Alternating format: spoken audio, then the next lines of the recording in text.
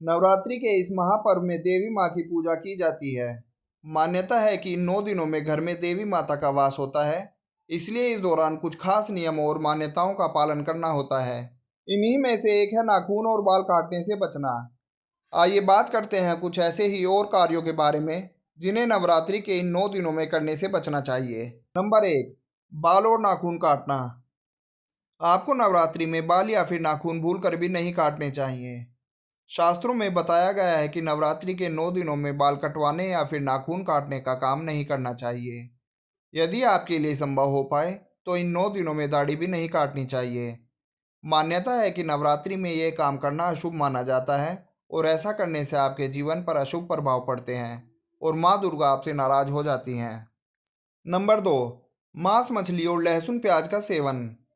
शास्त्रों में बताया गया है कि नवरात्रि के 9 दिनों में पूरी तरह से सात्विकता का पालन करना चाहिए। इन 9 दिनों में मांस मदिरा और लहसुन प्याज का सेवन भूल कर भी नहीं करना चाहिए। नवरात्रि से पहले इन्हें घर से हटा देना चाहिए। यदि आपके घर में लहसुन प्याज बचा भी है तो इसे रसोई से निकाल कर अलग कहीं किसी कोने में रख दें। यदि आप पूरे 9 दिन भी व्रत नहीं रख रहे हैं तो भी आपको सादा भोजन कम से कम 9 दिनों तक करना चाहिए। नंबर 3, चमड़े की वस्तुओं का प्रयोग। नवरात्रि के 9 दिनों में चमड़े की कोई भी वस्तु ना तो खरीदनी चाहिए और न ही पहननी चाहिए।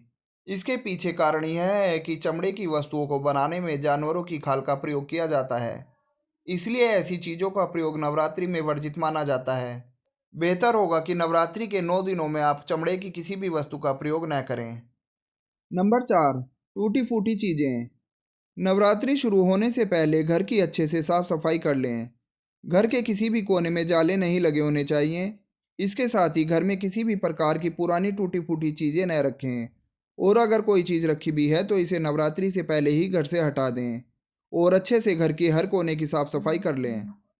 घर के पूजा स्थान की भी नवरात्रों से पहले ही साफ सफाई कर लें। भगवान के सभी वस्त्र, पोशाक और आसन भी धोकर रख लें और मंदिर में से अनुपयोगी वस्तुएं भी हटा दें।